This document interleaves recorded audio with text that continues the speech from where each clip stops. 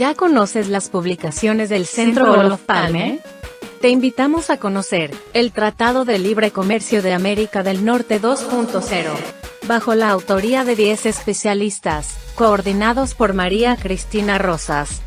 En esta obra aprenderás sobre regionalismo, inversión extranjera directa, agricultura y ganadería, energía, telecomunicaciones, propiedad intelectual, reglas de origen, medio ambiente, cultura y mucho más.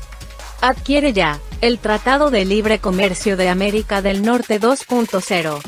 Envíanos un mensaje a través de nuestras redes sociales para adquirir esta y otras obras del Centro Olof Palme México. Contáctanos hoy mismo.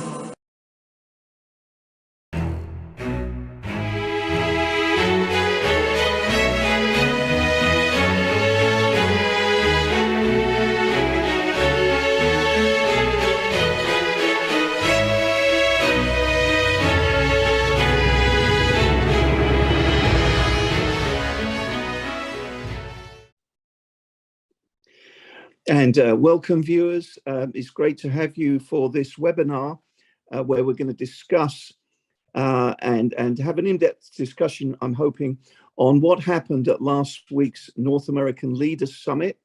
Going to be fascinated to hear the views of our three experts. Before we do that, I'm going to introduce the commentator, María Cristina Rosas from UNAM and the Olof Palme Center in Mexico City.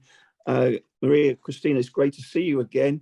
I'm really going to enjoy this 1 hour discussion. So take it from there.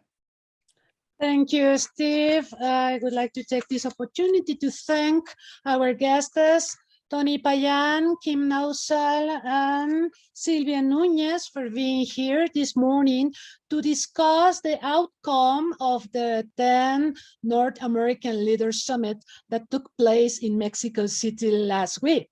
So this is a very recent event. And we have seen here, at least in Mexico, many debates prior to the summit, but not after the summit. So I believe this is a tremendous opportunity to analyze the outcomes.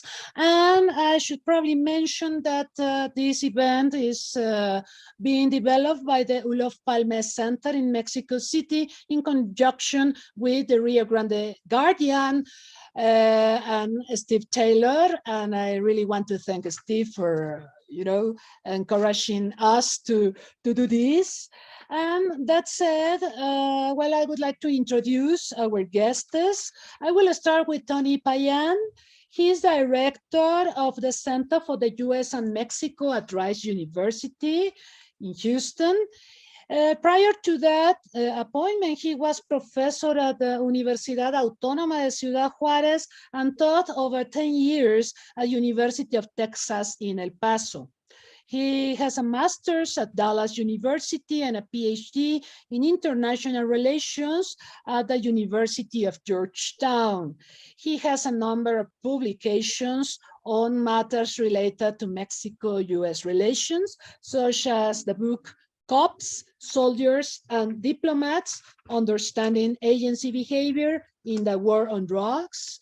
And another book he has published is The 3 U.S.-Mexico Border Wars, Drugs, Immigration, and Homeland Security, which in fact are the 3 major issues that we face in Mexico-US relations: migration, security, and the economics also.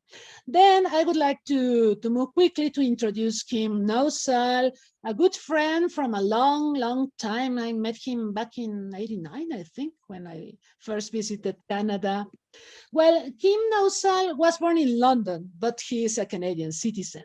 He went to a school in Melbourne, Beijing, Toronto, and Hong Kong, and attended the University of Toronto, where he got his PhD in 1977.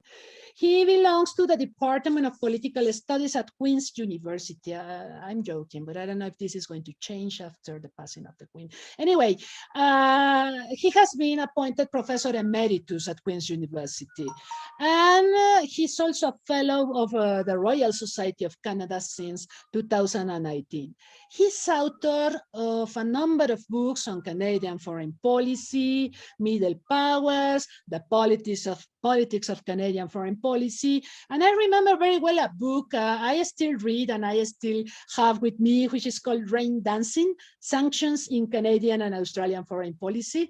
That book was published back in 1994, but you know, sanctions is now a big issue in international politics. And well, I welcome you, Kim. Thank you for being with us one more time. And now I will introduce to you Silvia Núñez. She's professor and was the director of UNAM's Center for Research on North America. And she also has been a full-time researcher for decades in that institution. She did graduate work in sociology at the same university.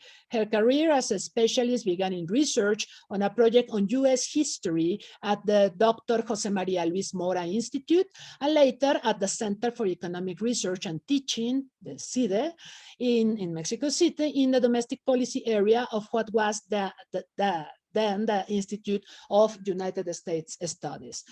She has received, among other distinctions, a fellowship at the Woodrow Wilson International Center for Scholars in the US. She has been recognized as an associate researcher at the Center for Latin American and Caribbean Studies at Michigan State University. And she was also the head of UNAM in Los Angeles. And I should probably mention that, well, I can avoid it, I'm sorry.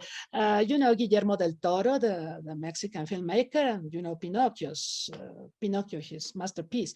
Well, he was awarded by UNAM a few months ago, prior to the release of Pinocchio. He was awarded the honoris causa doctorate by UNAM, and Silvia Núñez was there. She was delivering this award to him, so I really envy you. But apart from that, I would like to mention that Silvia has authored a number of books on Mexico and the United States relations. She has books such as Mexico in the Economic, Social, and Social Thinking of the United States. Also, she has another book called Critical Issues in the Mexico-US-Mexico Relations, Stumbling Blocks or Constructive Paths, published by CSAN at UNAM. And also, she has published other titles, What is the United States? And other important studies and articles on the issues we are discussing today. So that said, as you can see, we have three guests very prominent in the knowledge of North American studies. So I will give you back the floor, Steve, to continue from there.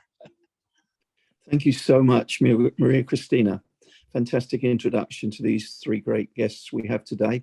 As the 10th North America Leaders Summit was held in Mexico City, I'd like to start with Silvia, if I may, and ask Silvia, what were the expectations going into this summit? And give us an overview on whether you feel those expectations were met. Well, first of all, thank you so very much to Cristina and the Olof Palme Center for inviting me for this discussion. It is an honor to be with such knowledgeable persons that know the deep story of North America. And well, thank you for your question and for letting me the possibility to start for being like in a football match, the kick started. Your question for me is not a simple one, because what were the expectations regarding this summit? Well, it depends. I'm just going to try to focus in Mexico, because before the summit, of course, there were a lot of news going on about the relevance of this meeting. I feel very sorry that we are still talking about the meeting of the three amigos. I look forward into the future, and I really hope that I will be young enough to survive and see the performance of the three amigas coming to discuss the future and the present and the past of North America. So that is one of my first positions. The absence of more women in this event. Mexico, of course, had a very special moment being used by the president by using this summit as a way to demonstrate his power. Let us say that the Mexican government made it finally to be approved by the security services of the United States for the Air Force No. 1 to land it in the new airport designed by this president. It is one of his most important infrastructure programs, and there was a debate on that airport. There is still a debate, but the opposition were saying, we bet that this is not going to happen. Well, it did happen. So that was one other issue that looked like a huge victory for the president. If we know that the Air Force No. 1 depart from the regular airport, that's another issue, but it made big news in Mexican media. So mediatically, it was a victory for Mexico, especially because of what happened the day before in Culiacan. So we cannot see all these things. They are linked into what was going to happen and what was expected. I think that the expectations of each leader were different in terms of what sort of message their own public opinion in Canada, in the United States, and in Mexico were looking for.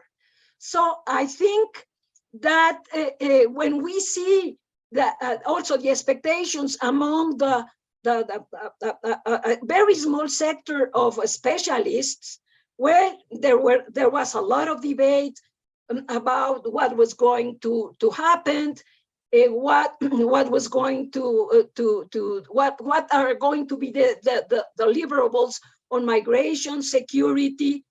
But I kept looking at the media in the United States and the media in Canada, and I didn't recognize many expectations, but in terms of open public opinion about this summit. I think that it was basically, it made a lot of noise here in Mexico because it was happening here, and because, our political and economic times are in a very special, and also security is a big issue in Mexico.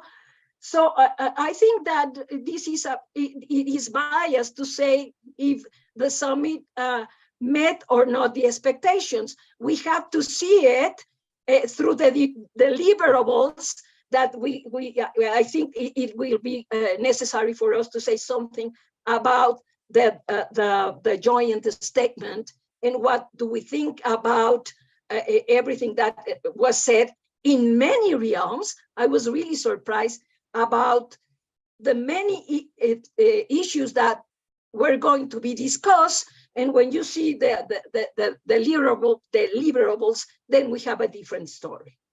Mm-hmm. Yeah, so, great points, Silvia. Thank you for kicking things off with that analysis.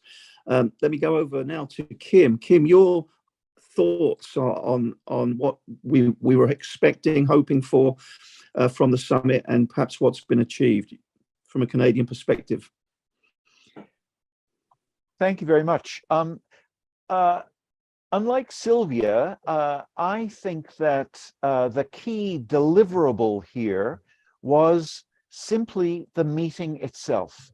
Mm-hmm. In other words, rather than looking at what is going to come out of it, I think that one of the key expectations was that this was an opportunity for, in particular, President Biden to, in a sense, leave the 2017 to 2021 period under President Trump behind, and to be able to demonstrate not only to Americans, not only to Mexicans and Canadians, but I think far more importantly to the world, that the neighborly relationship that had been there prior to the election of Donald Trump in 2016 was back on track. And so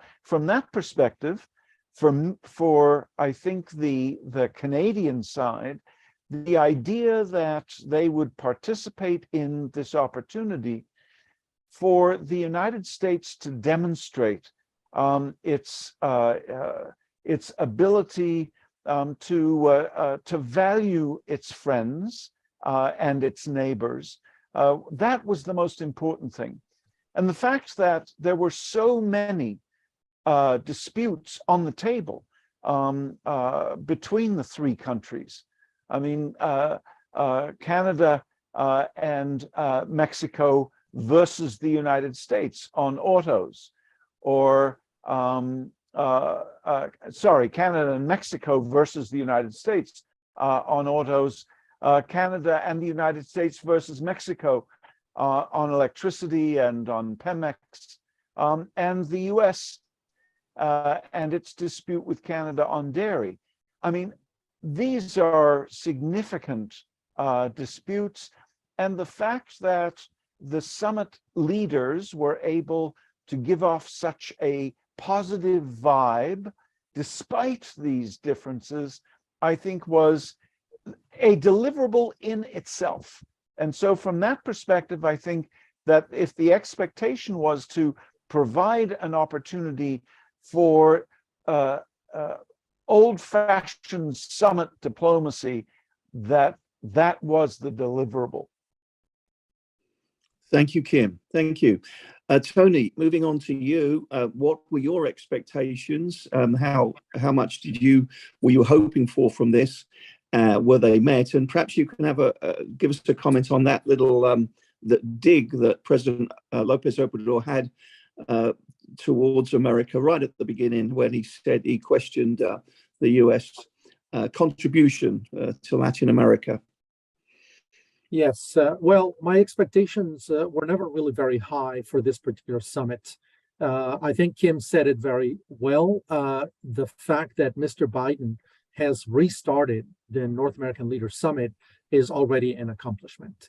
I think Mr. Biden has re-engaged the United States in multilateral forums in Europe, in Latin America. We saw it in November in Los Angeles. Of course, Mr. Lopez Obrador was not there in Los Angeles, and so that was a kind of a glaring absence.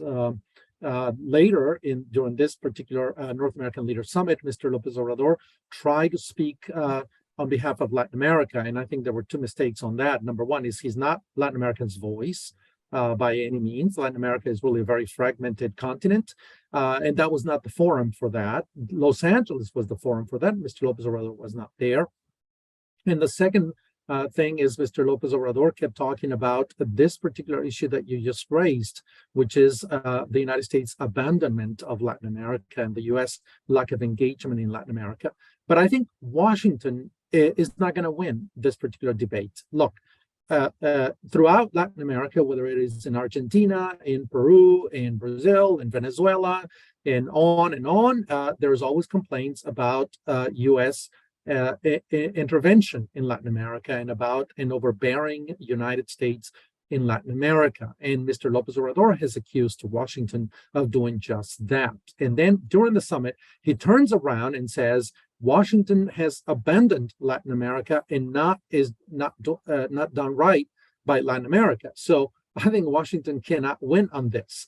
If Washington adopts a very active foreign policy in Latin America, Latin Americans complain. And if Washington simply says, your problems are your problems, you solve your issues, we're not going to interfere, then you see these kinds of reproaches like the one Mr. Lopez Obrador put on the table. So clearly, Washington is simply not going to win. I think Latin America has a lot of issues that it should solve all by itself. Now, Mexico, obviously, within that context, is very particular. Now, let me say a couple of things about the expectations and what was there. Again, I repeat, I think it was quite a good thing that Mr. Biden has re-engaged the North American Leaders Summit. That is absolutely indispensable. That is important. When it comes to North America, these are not international issues. These are interdomestic issues, whether it's immigration, border management, fentanyl, trade, and you name it. Every single of these issues is really an interdomestic issue. So it has to be dealt with bilaterally. That's one thing. On the other hand, if you look at the coverage of the summit in the United States, it was largely absent. I think the LA Times had a very good article on that, but I think the New York Times, the Washington Post largely ignored it. I think most national TV chains in the United States ignore that. And when they covered it, if you look at Fox News, which is quite conservative in the United States, for example, they covered it very negatively, pretty much displacing almost many of the different issues that the U.S. is confronting today onto Mexico, not the least of which is, of course, the fentanyl crisis in the United States, the fact that Mexico has not fully and thoroughly implemented the spirit, if not the letter, of the USMCA, particularly in regard to energy and, of course, GMO corn, the agricultural. These are disputes that are coming up, of course. And I think Capitol Hill was largely absent. I was on the Hill in December, and I met with several Congress members, as I do occasionally every 3 or 4 months when I travel to Washington. I can tell you, what do they talk about? They talk about fentanyl. They talk about immigration. They talk about chaos on the border. They talk about Mexico's lack of protection of foreign investment, and on and on. It's a long list of complaints. As Silvia correctly put it, we'll see what comes of this. We'll see what follow through is done by both presidents, Mr. López Obrador and the Biden administration. I know that Mr. López Obrador is notorious for not following through on almost anything that he talks about. He's not quite good at delegating. He's not quite good at empowering people to actually solve problems. But at the end of the day, the designation of a number of individuals that are going to be in charge of all these items on the agenda, I think is hopeful. My expectations are very high, but I think it's a good thing that this particular NALS forum or summit has been restarted. That's a good beginning point, but it's just that, the beginning of a very long road ahead in what I think is going to be a very complicated 2023, and of course, an election in both countries in 2024. So we should be looking ahead. Thank you, Tony. Silvia, is there anything you've heard there from Kim or Tony you'd like to respond to? Well, I absolutely agree with what it has been said by Kim and Tony Payan. I would only add a couple of things. One is that the ones that are following, of course, this conversation also are the entrepreneurs in North America, and a good cause also that was raised in the summit is in relation, for example, to special support for women and Native women specifically. I think that there is in this summit we cannot deny that they have at least, I don't know if this is because of promotion of the three of them, but they have a look into the future because they are raising specific issues that unfortunately there isn't clear policies to follow. One for me that is absolutely relevant in terms of bringing Canada and the United States and Mexico together is the issues that will have an impact in closing the inequality gap, the asymmetries between Mexico by itself and the United States and Canada. We know that Canada and the United States have many issues in common. One is development. I mean, the same level, no? Not in inequality, but that's another story. When we talk about inequality, for example, Mexico and the United States are doing really very poorly. I have just reviewed the information released by the OECD from the year 2022, and I found out that in terms of income inequality, Mexico is the fourth. Is the worst performance in the fourth position in income inequality, and the United States is in the seventh position. So Mexico and the United States are quite close in that matter. So anyway, what I would expect is that by focusing on these issues, as I mentioned before, and they said that they are interested in these issues of when they were talking about inclusion, but the only commitment in that matter is to share information and good practices and organizing some forums. I think that that is exactly what different actors of civic society in the three countries should open new conversations. Emerging actors in North America needs to come together to really have a look into the future.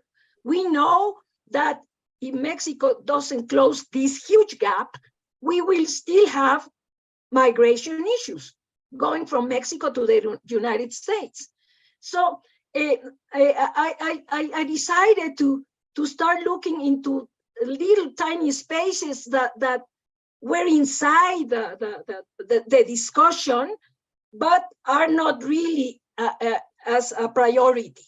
No, when you see, for example, that also Mexico, the president of Mexico said it very clearly at the end of the meeting that he was absolutely in the same position on migration with Biden. He mentioned it, but that he wanted to insist in his strategy to open the conversation to development, and then he, as he usually does, move into his own conversation to promote their specific programs in Mexico that had nothing to do with the conversation.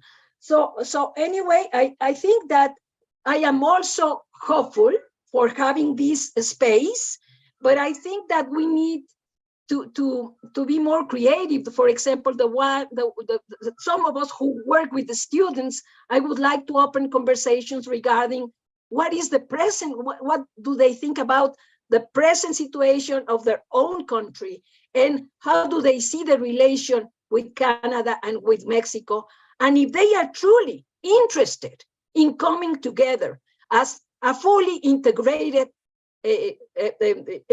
region. I don't see that happening, but I see a lot of rhetoric coming once every now and then that we are good friends, that we are doing things together, but the impacts are not really coming to this initiative that were mentioned, that they have now a view from the bottom up. Biden even mentioned that at the end of the meeting. So I have mixed feelings regarding regarding who has the right to promote a vision for the future. I believe this cannot be trapped by political parties and political election. I mean, every time we have different politicians, they have new ideas, but we are in a great need of having new conversations being open by third actors that are not only the governments and business community. Thank you, Silvia. I'd like to move on to border security now. as we know, President Biden, before going down to Mexico City for the summit, paid his first visit to the US-Mexico border. He went to El Paso, announced a few small changes, but for sure, really, everything stays the same in terms of the Remain in Mexico policy. Silvia, very quickly, back to you. What was the reaction? What is the reaction in Mexico to the US policy on border security, and how big a deal is it? And were those changes well received? Again, for me, sorry. Sorry, border security. Yeah. Did you? Yeah, Biden goes down. Yeah, Biden visits El Paso and makes a few small changes, but the remaining Mexico policy, the courts have decided stays in place. Well, I think that the perception here is we have still mixed feelings because the experience of border communities on the side of Mexico is still a very problematic one by receiving all these deportees coming to Mexican urban areas. There is, of course, and we should be very worried about it, some nativist attitudes in those specific areas. And I know that the president of Mexico mentioned that he was so grateful to Biden that he didn't follow on the building up of the wall.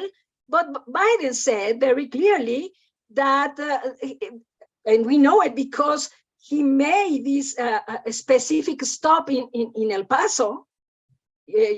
Tony and myself, we have a personal and family relation to El Paso, and we know how El Paso is. And there was some complaints in the US media regarding why Biden didn't go to a detention center, for example, along the hours that he was in El Paso. No? So anyway, we in Mexico, we have no good expectations regarding what is going to happen because the message sent from the White House before coming to Mexico was of it is to securitize much more the U.S. border, not only to protect the United States for whatever drug smuggling, but also to prevent more aliens trying to come into the United States. When Biden says that, and AMLO celebrates, that now there is at least one program of 30,000 coming from Nicaragua, Venezuela, we should ask ourselves many questions. But one of them is, have you ever heard how difficult it is to get a passport in Haiti, in Cuba, and Venezuela, Nicaragua? It is almost an impossible dream. It's not only expensive, there is corruption, and they need a passport. So the first step for them is not only to have a sponsor, but also to have a passport. Who are the ones who are going to be able to have those passports to make it orderly and legal arrival into a U.S. airport? That is something that needs to be discussed. Thank you so much. Let me bring Tony into this. Tony, your take on the border security situation, U.S. and Mexico. Yes, Silvia is correct. I happen to hail from the border, El Paso Juarez area, and I happen to be there over the Christmas break. That's where my family is, and I spend the holidays there. And I was there during the the visit by President Biden. Look, there's a couple of issues here that I think are important. I think the immigration issue is a problem. When I stood on the Juarez side and you look at the riverbed and you look at all these immigrants camping, all these different tents all along the border, and then you look at the National Guard in Texas, And they're deploying train containers, and they're deploying barbed wire, and they're deploying horses and armor vehicles. And I mean, and then you go into downtown El Paso, especially around Sacred Heart Parish. And by the way, this has happened in San Diego, this has happened in Nogales, this has happened in Del Rio, Texas, this has happened in South Texas. So it's not a unique situation. This time it was El Paso's turn. And you go to El Paso, downtown El Paso, around Sacred Heart Parish, and then you see hundreds, thousands of immigrants milling around, sleeping on the sidewalks. It was, I took pictures of it. I visited, I spoke with some of the immigrants. I saw a woman clinging onto a bus looking for a little bit of heat from the bus motor. The situation was chaotic. That is not going to add to the political solution of this problem. Communities on the border are overwhelmed, not just Mexican communities. American communities are too overwhelmed by these thousands, hundreds of thousands of immigrants during the 22 fiscal year, which ended on October 1st. September 30th, we had 2.8 million encounters on the U.S.-Mexico border. If you think about compensating 20 or 30, even 40% double takes, meaning individuals that have tried once or two, three, four times. So even if you reduce a percentage because of the number of individuals, or at least count the number of individuals, not the number of encounters, you're still talking about 2 million people coming to the U.S.-Mexico border, transiting through Mexico. I think the López Obrador administration is using the immigration card against the United States. It is very obvious that they've played that card for a very long time, and it has not paid off. Let me tell you, 2019, 2020, 2021, 22, and now 23, the numbers are extremely high. If the strategy laid out by the Trump administration and the López Obrador administration, and now by the Biden administration and the López Obrador administration in the last 2 years, were actually paying off, we would not be seeing these numbers. The numbers belie the failure of the strategy. Now, this is obviously a regional issue, and this is one of the things that I think Mr. López Obrador tried to address, but also he does it from the wrong pulpit. Why do I say that? It is true. Look, Nicaragua, Venezuela, Cuba, Haiti are failing states. They're not only failing within, they're failing their own people. Venezuela, for example, which had 35 million people before Venezuelans began to leave that country, is now at 26 million people. That country is hemorrhaging people. Cuba last year lost 2.5% of its population. They're leaving that island. All these states are actually failing states, if not already failed states. And Mexico is doing absolutely nothing to contribute to stopping those immigrants and forcing those countries to actually do something about the situation. In fact, Mr. López Obrador has been quite generous with them and has even praised them. Venezuela and Cuba and Nicaragua. He considers himself a personal friend of these leaders who are failing their people. And so Mr. López Obrador has been playing that card so that he can get away with other issues, not implementing the USMCA as it is supposed to be implemented, not opening the energy sector, and on and on. Now, the point about the wrong pulpit and why I think Mr. López Obrador is the wrong person to preach about that. Look, he made a point that the United States ought to be investing more money, tens of millions of dollars. And Mr. Biden said, look, we've thrown money at Latin America in the tens of millions of dollars, right? And we need to develop these countries, Mr. López Obrador said. He is correct, but I am yet to know of a single country that has developed on the back of social programs. I'm yet to know of a country that has broken into the middle class by virtue of government investment. Government plays a role. But the most important role is to allow the markets do what they do best: invest, create development, create employment, and on and on. That's what those countries refuse to do. And I think Mr. López Obrador is also failing Mexico. Look, if you talk about the triangle, China, the United States, and Mexico, Mexico is ideally geographically positioned to take advantage of all the reshoring, friendshoring, nearshoring, and all that lingo that's been kind of floating around academics and things like that. Yes, but not if the right conditions on investment protection, business certainty, or a good business environment, and of course the right policies, which means robust regulatory apparatus and non-interference by the government beyond effective regulation of the market, then Mexico is wasting that opportunity. We see that is what happened in Cuba. That's what happened in Nicaragua. That's what happened in Venezuela. And Mr. López Obrador favors those kinds of policies. He really believes that by sheer government action, development can be created. That is not the historical experience of anyone. That is well known in the United States. And I think Mr. Biden answered that, or at least he tried to answer very clearly. So there are some really serious issues here. What I want to rescue from this is that what we need is a narrative.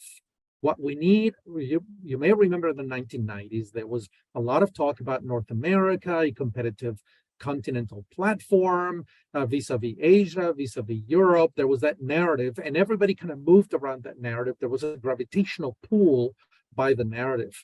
We didn't get that narrative from this North American Leaders Summit. We still need to build that narrative. It's going to take time, but obviously we are engaged in this kind of belly button contemplation, everybody with all kinds of issues, small issues and problems and things like that. And we're not building that narrative that then is going to give sense and coherence to North America, which is what we should be driving towards. So there's a lot of work to be done still, but I'm afraid that 23 and 24 are probably not the years to build that narrative. Kim, I'd like to move over to you now, and to if there's anything you want to add on the topic of border security, please do go ahead and do so. But if not, I've got a question about trade for you. Okay, let me just follow on Tony's and Silvia's observations here, just to remind our audience that for Canada, this issue of border security on the southern border of the United States is essentially a non-issue. It ranks exceedingly low in the priorities of the government in Ottawa. Canada could have done so much more in the context of trying to address some of the root causes of this large migration of human beings, and essentially it has chosen not to. And in part, I think that this is a function of the fact that, as Tony quite rightly says, we're focusing, each of the partners are focusing on their own rather small and very narrow interests, rather than conceptualizing North America as a broader region. I think that, Tony, you're correct when you talk about the narrative from the 1990s, but even then, when I think about how that narrative really failed to be embraced by Canadians and Americans in particular, is a nice reminder of the difficulty of creating regional narratives. The fact that, and I was thinking as you were talking, the fact that the members of Congress that you talked to had the kind of positions that they did, the views that they did, the preferences and priorities that they had, not one of them focused on the notion of North America. And I think that is one of the considerable difficulties. In terms of, so, okay, let me stop there, and I can address the issue of trade. Yeah, I'd like to talk about. I'd like, Steve, if I may, I'd like to add something about Canada. Obviously, that is an important country. My sense in the North American Leaders Summit is that they were, to some extent, all three, by the way, talking past each other. They were not quite in conversation. Sometimes you had the impression that they were addressing different issues at different times, each of them rushing to put in their point, to make their point, rather than actually listening carefully and then responding carefully. And what I noticed is that there really are several bilateral relationships. Canada and the United States have some issues with Mexico. Mexico and Canada have some issues with the United States. And of course, Canada and the United States have some issues with Mexico. So clearly there were several conversations going on. It was several tracks at the same time and several issues, and everybody was trying to pack in their point. And I think that was, to me, that is not a successful conversation. So in some ways that was a problem. Great, thank you, Tony. So let's go back, Kim. What happened at the summit regarding trade? I was struck by those remarks at the end by López Obrador when he said that the three countries have agreed to set up a task force. They're going to have 4 members from each country. He named some heavyweights. I don't know who the US and Canadian representatives will be, but how important will that task force be? And what came out of the summit in general? On that task force, by the way, is supposed to be about economic competition. But what was discussed, what was important coming out of that summit on trade? So I think that the key here is the mechanism that the 3 leaders chose to try and address the core problem which Tony has identified, and that is that what you have in these 3 leaders are individuals who have very different issues on economic development and trade. Let's face it, Joe Biden, while it is great that he is beginning to reverse some of the aspects of the Trump administration in terms of American friends and allies, the fact is that Joe Biden is a deeply protectionist president, and he is at the head of a party that remains protectionist. And we have to keep in mind that the other party in the United States has turned deeply protectionist as well. And so what we have is a protectionist administration, a protectionist Congress. Mr. López Obrador is also, in his own way, an economic nationalist, and has a particular view about the relationship between the state and the economy and the private sector. Mr. Trudeau himself has a different kind of perspective. He is not protectionist, except, of course, in matters where it suits his political party to be protectionist, as in the case of protecting the dairy industry. He tends to be, even though Canada has lined up with the United States on the question of opening the market to electricity and fossil fuels. The fact is that as a number of people have noted in Canada, Mr. Trudeau isn't terribly comfortable arguing in favor of multinational energy corporations. And so what we have here, it seems to me, are 3 leaders with very different views. And I think that the appointment of a task force, which will essentially download to a tri-national group, an attempt to try and get around these problems, is a smart move. Whether or not, and here I agree with where Silvia began our conversation today, we'll have to see whether or not this task force will be able to produce the deliverables of actually addressing the incompatibilities of Canadian, Mexican, and American views on these trade and investment matters. And as both Silvia and Tony have mentioned, The fact is that we're facing elections in 2024.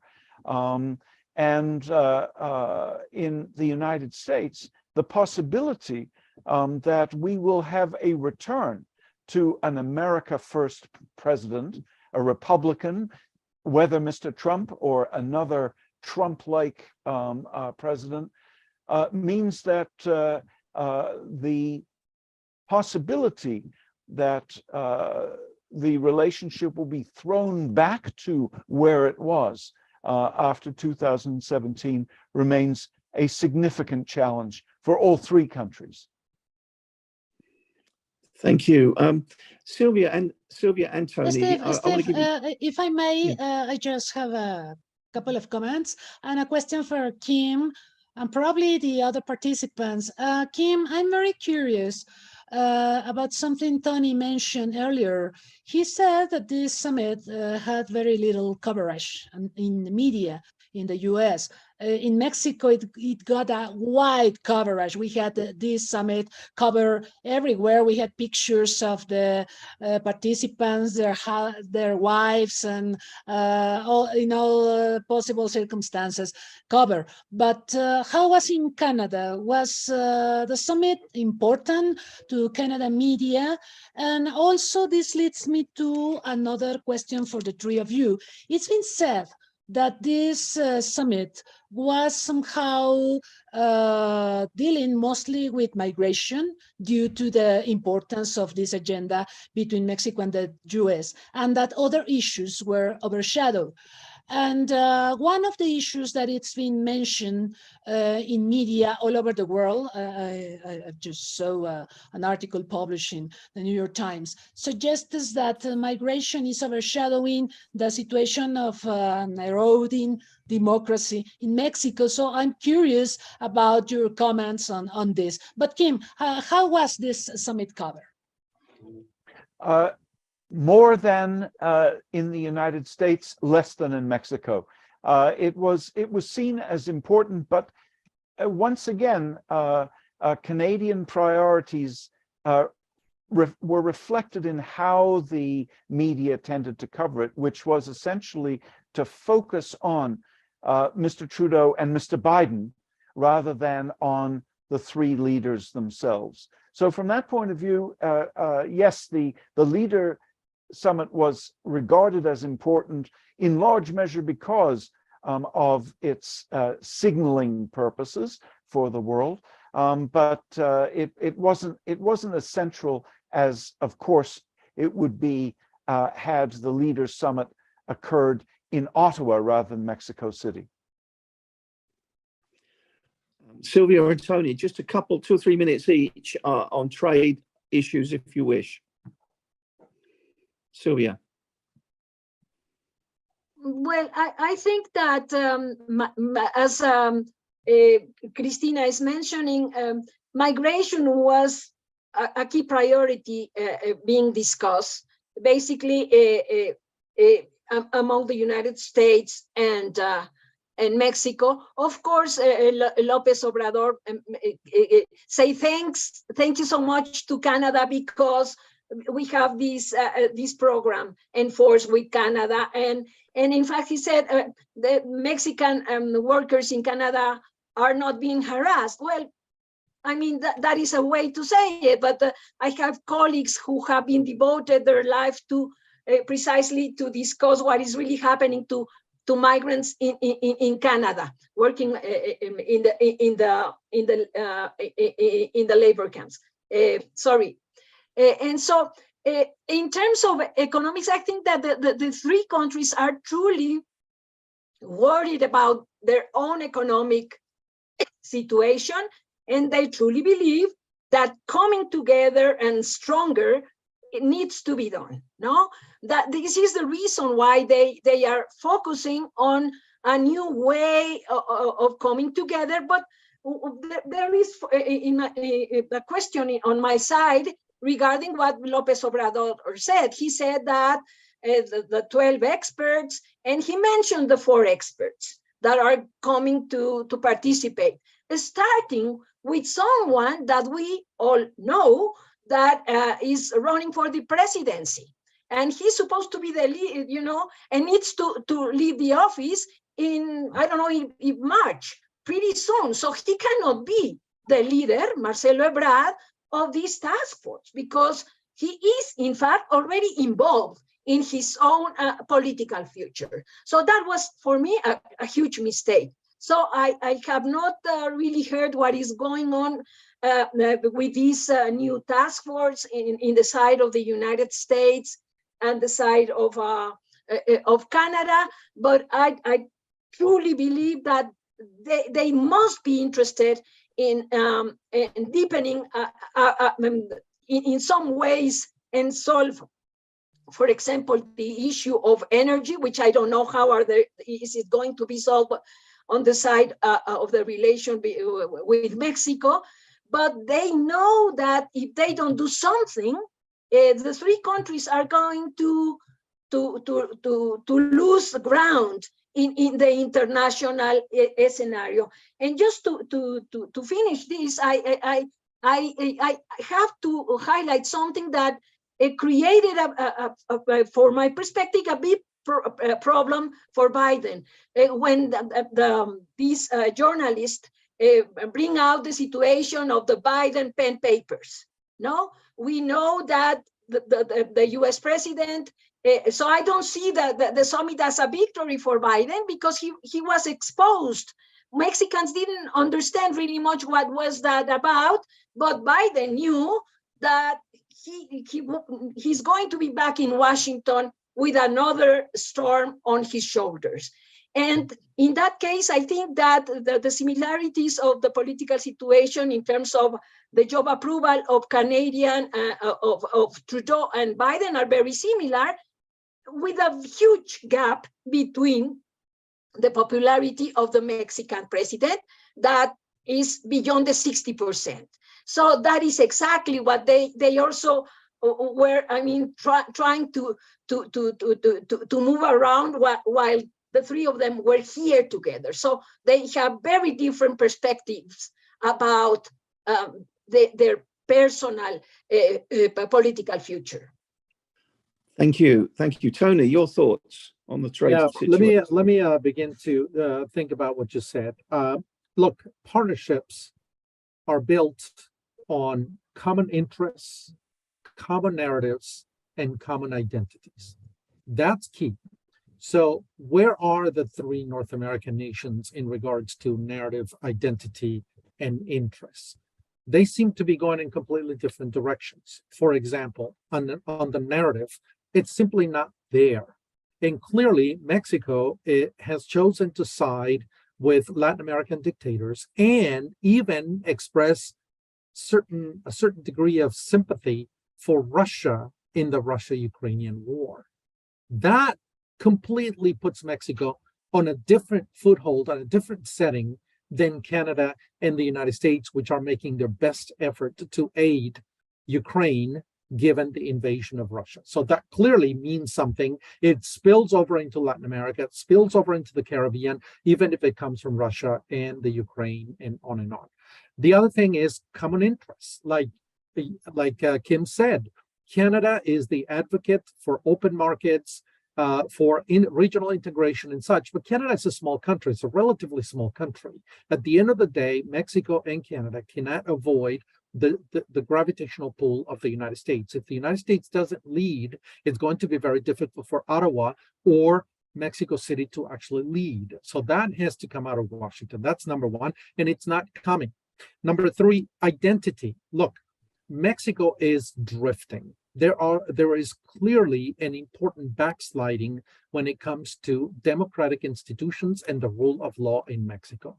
That's been very clear in the United States. We don't see eye to eye. Mexico expelled DEA agents and has refused to collaborate deeply and seriously with the United States on issues of drug trafficking, immigration, and the rule of law, despite the rhetoric. So clearly, they're on a different wavelength, and that doesn't make these disparate interests identities and, of course, the absence of a narrative make it very difficult for these leaders to accomplish something. That, despite the fact that we have to acknowledge that Mr. Biden took the lead and restarted the North American Leaders Summit, and that's an important step. We shouldn't expect a whole lot of one meeting. Now, the other thing that I want to mention here is, look, popularity. I disagree somewhat with the point of popularity. Look, Joe Biden has not been a very popular president. His approval ratings have been in the 30s or even 40s, and yet he has been a very effective president in the United States. He's been able to push a lot of legislation. He's been able to put the United States back on the international stage. He's been able to restart the multilateralism venues that the United States had pursued before the Trump administration, and on and on. I think Biden is an underestimated president. And I think Trudeau has done good by Canada. I'll leave Kim to make an assessment of how much good Trudeau has done, or how good he has been for Canada. And in Mexico, yeah, the president may have a 55% approval rating, but it's a failure of an administration. It's a failure on security. It's a failure on immigration. It's a failure on economic growth.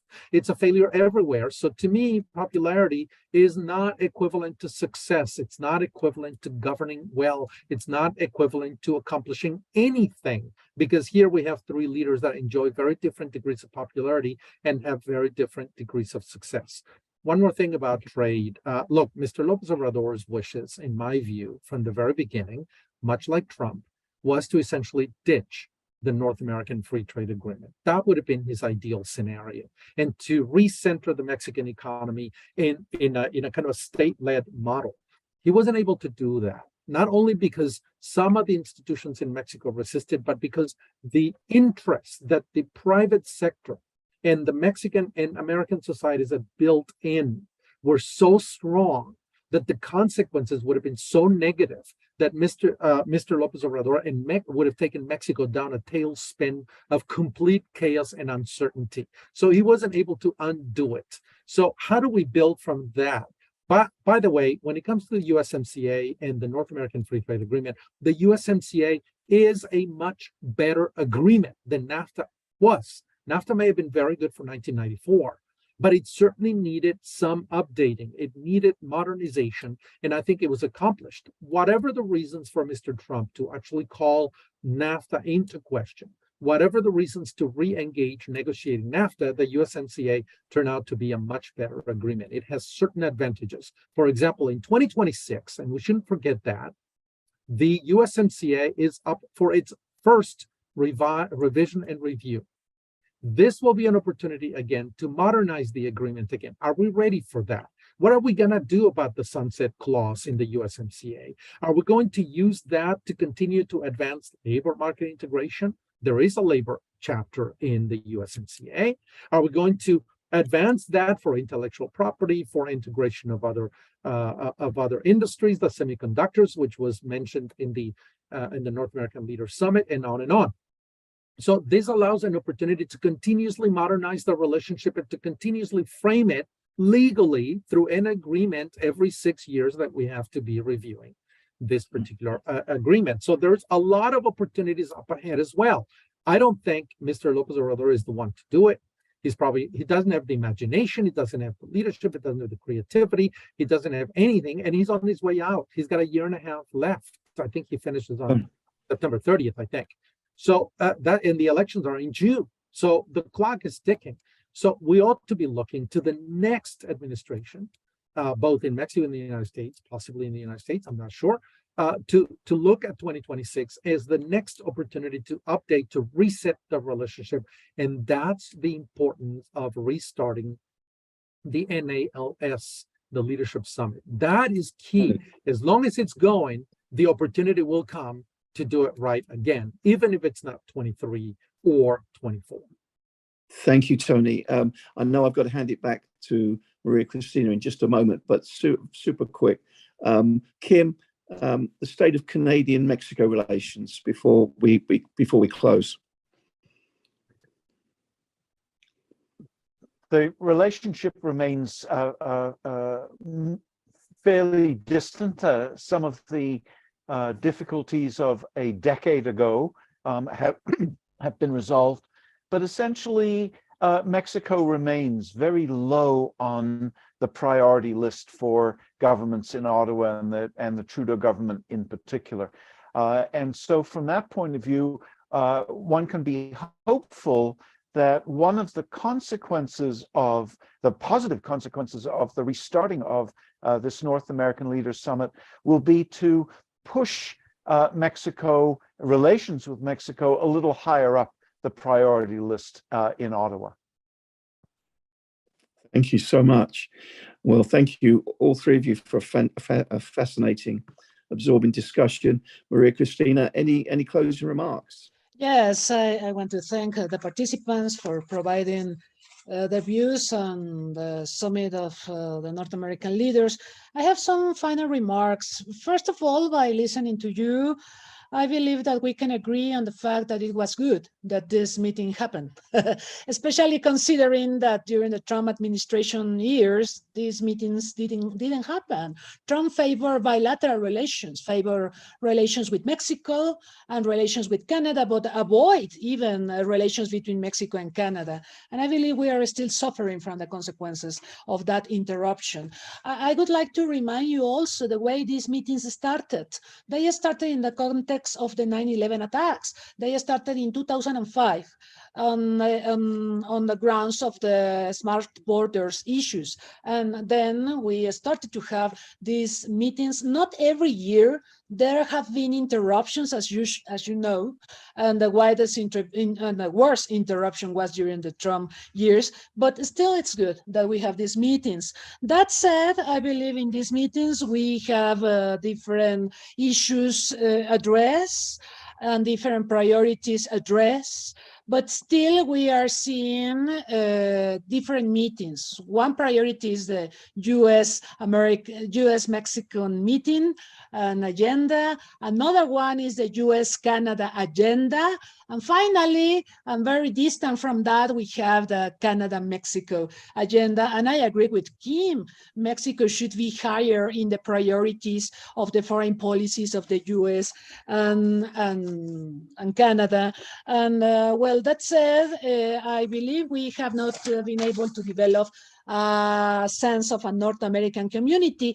Prior to this summit, I was invited by a Spanish university to address the possible outcomes of this North American summit. And I was asked from a Spanish student about the way North American relations have been developing under NAFTA and now under the USMCA. And he asked this question by thinking about the way the European community developed. And I had to clarify him that we are not creating a sort of North American community the way the European community is. We have intergovernmental relations mostly. We don't have supranational entities to address the issues of interest. So we are very far still from creating a North American community. It seems it's going to take a lot of time, a lot of effort, and a lot of political will. So let's wait and see what happens in the next North American Leaders Summit. And I thank you all very much. Thank you.